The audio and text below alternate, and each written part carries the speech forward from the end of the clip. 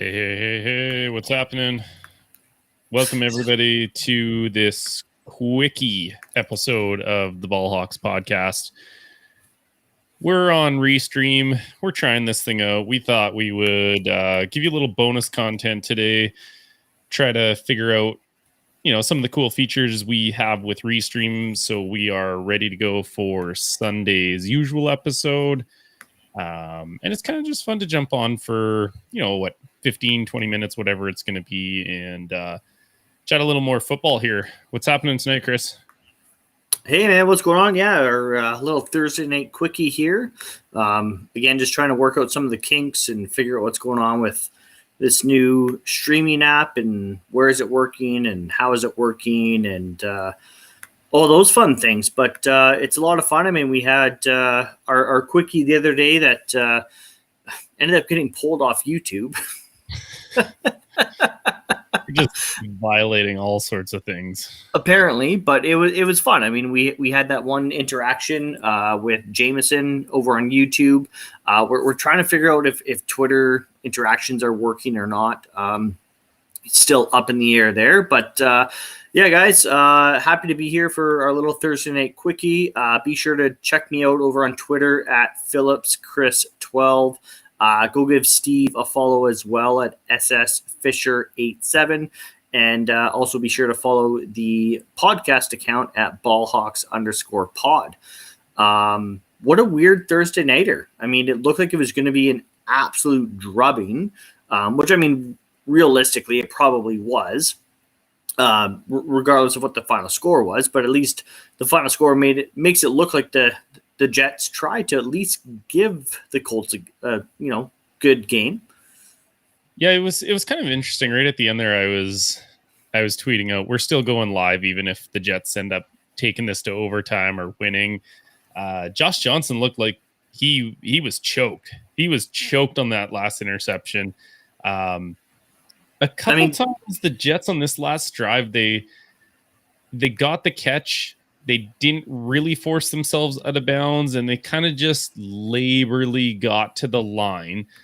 If he completes that last pass, they've still got a minute for an onside kick, and you just never know what can happen. I just thought it was really interesting how they just didn't seem like they wanted to win. Right. And you are right. Like, this was an absolute drubbing rate from the start. The Colts defense is just sort of playing prevent defense for the last little bit. But like I said, you just never know. If they get that last touchdown, onside kicks happen very rarely, but it's a fighting shot, at least at that point, in a game they had no business even like remotely being in.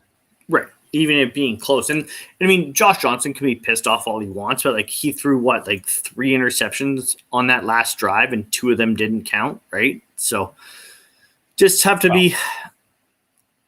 I don't know if I'd say he threw 3 interceptions. He threw a couple bad balls. He did throw 1 interception, but the DB basically ripped the wide receiver back to get that ball popped up. Okay, I wasn't actually paying that close attention because I was trying to set this thing up. But didn't he throw what appeared to be a pick 6 that got called back as well? Yeah, I mean, it wasn't the best of balls. The DB kind of got it a little bit, and as he's going to the ground, like, it just wasn't a catch. So I don't know. I've never been one of those ones where it's like, oh, that was almost a pick. Right. If that's the case, Mahomes is even further leading the league in interceptions or just like bad balls thrown. Because, well, I mean, on that last, I think it was the last series there where they came back. So he for sure chucked a pick that got called back. And they could have lost that game.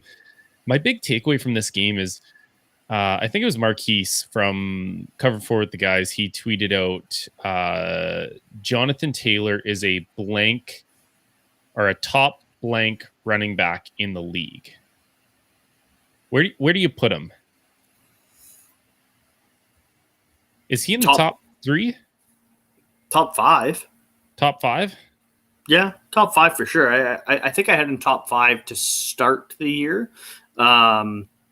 I should have gone back to, or I should go back to look at my kind of preseason rankings. I'm pretty sure I had him ranked as a top 5 guy, and I think he's just solidifying his position there, right? I mean, he had 19 carries for 172 yards and 2 touchdowns, including this 78-yard beauty. Right back to offense. Go to Colts. Wow. Taylor's gone. Jonathan Taylor. Goodbye. Touchdown, Indy. As he crossed the tape at the goal line. 78 yards. And this is a nightmare for the Jets. Yeah, nightmare indeed.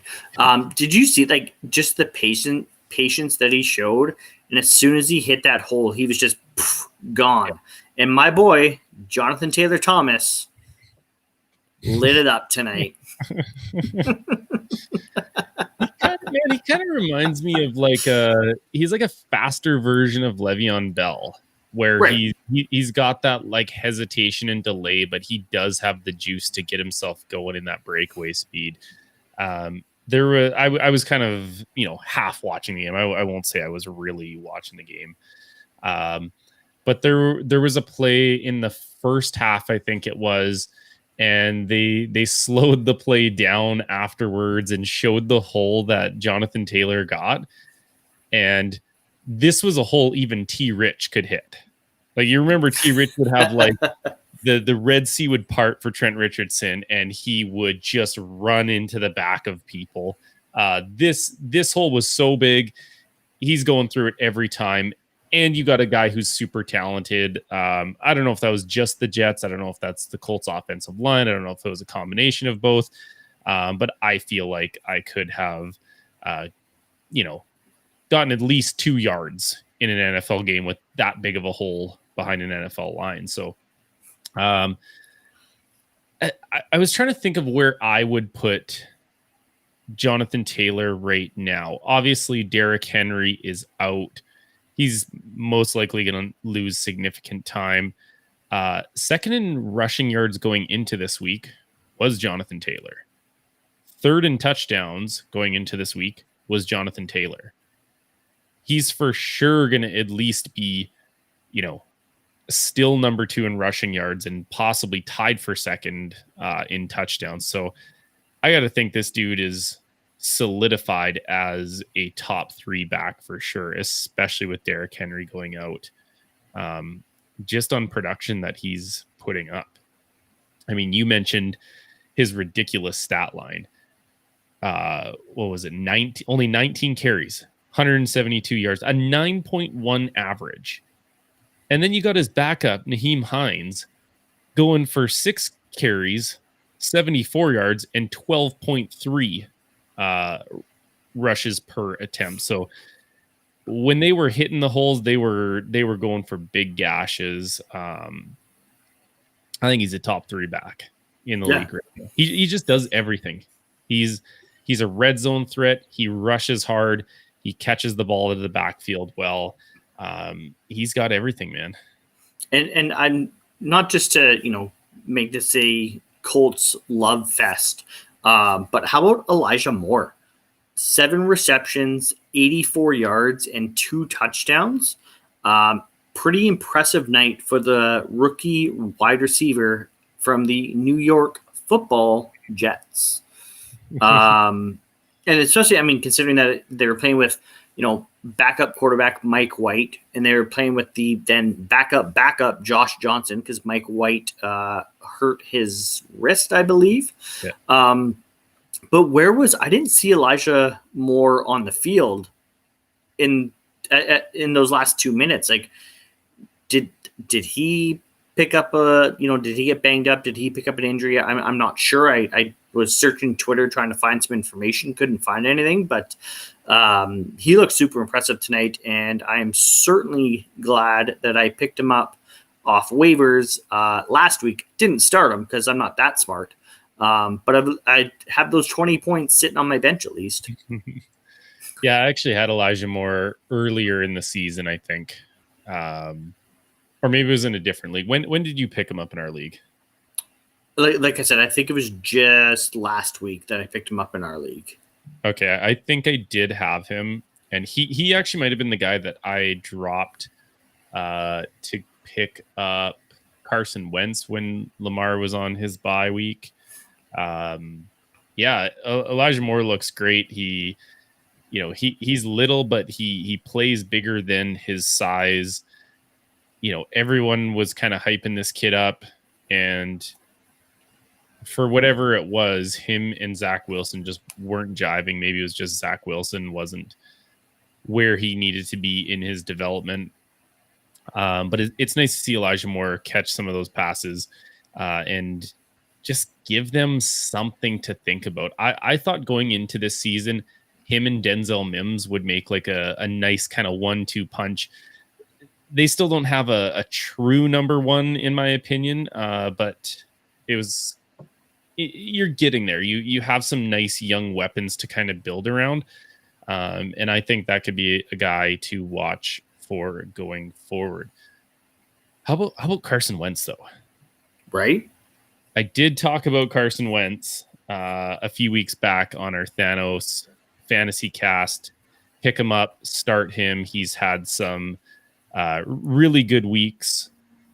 I think before I started him on the bye, he had weeks of 21, 26, 21, and 24. And then I started him on the bye last week. He had another 24, and today he had a 30 burger. Also sitting on my bench because I'm not going to play him over Lamar. Don't those hurt on a Thursday night game when you are looking forward to, your matchup and you're like, okay, it was the right call to start Lamar, but now I've got 30 sitting on my bench, and anything shy of 30 from Lamar now is going to look like a stupid move, even though it's probably a great play. Sure, on paper it's going to look like a stupid, or not on paper. On paper, you're starting Lamar Jackson 100% of the time over Carson Wentz. Hindsight is 2020, right? I did start Carson Wentz in our Ballhawks fantasy league, but that's because, I'm without many options because Russell Wilson, of course, landed himself on IR. Plus, it's the Seahawks bye week. Yada yada yada. So I've been rolling with Carson Wentz since Russ got hurt, and I've been happy. I've got nothing to complain about. That's for sure. But he only really put up one stinker of a week. He put up a week where he had like 8 points. He had 1 week where he was 19.58. Everything's been 20s and higher, which for a quarterback, at least it's consistent. Going into this week, he was ranked 11th in NFL.com leagues, and he's still only rostered in 51.9% of the leagues. Yeah, which just absolutely shocks me that for some reason, like, I don't know, maybe it's people still think of him as the old Carson Wentz that's getting old, that is kind of like washed up, and they're just not giving him a chance. But the numbers suggest that you pick this guy up, even if he's your backup guy like I have. Yeah, like you said, even as a backup, he is doing well. He's performing. He's putting up numbers. Everyone who's starting him is happily surprised. No longer the redheaded problem child. He seems to be doing all right so far, anyways. Other than that one stinker that he put up against Tennessee. Really quick here, just before we finish up tonight, some drama in Cleveland in the AFC North. The old Cleveland Browns are hitting up some drama. Odell Beckham's dad posted a video about all the times that Beckham Jr. was left wide open and Baker didn't throw him the ball. There's people coming out, Baker Mayfield has come out and said maybe I'll talk to him. I don't know, this is a private conversation that we need to have. Kevin Stefanski has told OBJ to stay home. But then you see LeBron James is tweeting, trade him. Darius Slay and other defenders. are saying like other defensive players in the NFL are taking the side of the wide receiver, which I mean, to see a DB taking the side of the wide receiver says a lot. And then we had this beauty clip from Mr. Steve Smith Sr. himself tonight. Pretty good. And Baker Mayfield isn't. Now, I know Baker may not like this because I know he hears things. But, son, let me just tell you something. Focus in, folks. I would have loved to hear. You're not very good, and Odell is moving on because of you, bro. Odell's moving on. I feel sorry for Jarvis. If you didn't catch it, I'm going to put I've got a screenshot of it here. You're average. You're not very good, and Odell is moving on because of you, bro. Bottom line. That's Steve Smith Sr. telling Baker Mayfield to ice up, son. So yeah, some drama in the AFC North. How do you think this all plays out, Steve? I mean, I love it. I love Steve Smith Sr. He just doesn't give a crap what you think of him. He calls it how he sees it. And he doesn't really have a dog in this fight. He's just calling it how he sees it. I mean, the 11-minute video of Baker missing him time and time again it's not false, right? Like, I think the facts show for themselves that for whatever reason, Baker is not hitting Odell. I don't know. There's people smarter than me that will know why he's not hitting him. Is it a talent thing that Baker's missing where he's just not hitting the right read? Is it Kevin Stefanski in his offense where he's not actually putting Odell's number as the number one read in the progressions? Again, I'm not smart enough to look into that kind of stuff, and I don't even have the time to do that. It's actually interesting. I was listening to our buddies at Cover 4 with the Guys, and they had on Tony, who has his podcast, Fly Route Podcast, and he brought up a really good point that if you go back and look at Kevin Stefanski's time with the Minnesota Vikings, his offensive system there hindered Adam Thielen and Diggs. You wouldn't say like they were nobodies, but their numbers went significantly up. And then he even went further and said the first year that Odell came to Cleveland and Freddie Kitchens was the head coach, his production numbers per whatever were better than Stefanski's. People forget that Odell was a 1,000-yard receiver in a Freddie Kitchens offense.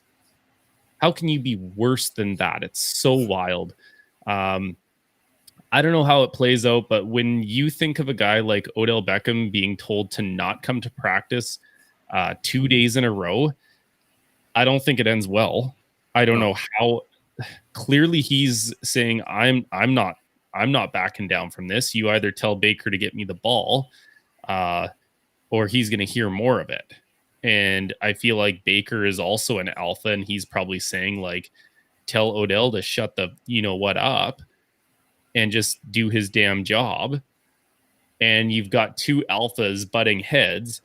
And when you're talking about a franchise quarterback or the closest thing they've ever had to a franchise quarterback, the quarterback's going to win that argument every single time. So my bold prediction is I think he's going to get released. Yep. Just flat out released for nothing, which is kind of funny because they were trying to move him.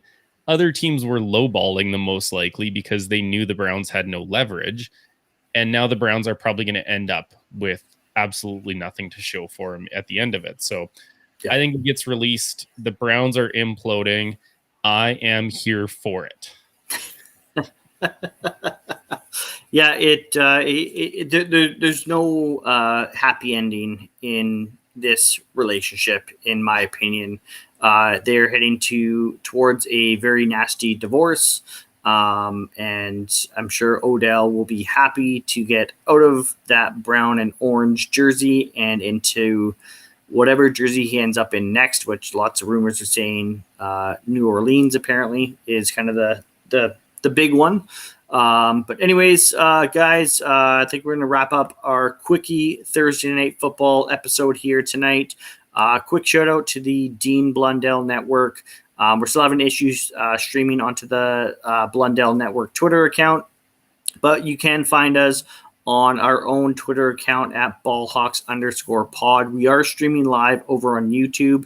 Again, for whatever reason, the chat function isn't working from Twitter. So if you guys want to interact with us, which we would love to interact with you guys live on the show, please join us via YouTube. You can find us over there, Ballhawks Podcast.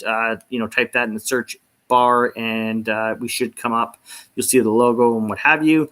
Also, big shout out to our official sponsor of the Third Down segment, which of course we don't include on these little quickie episodes.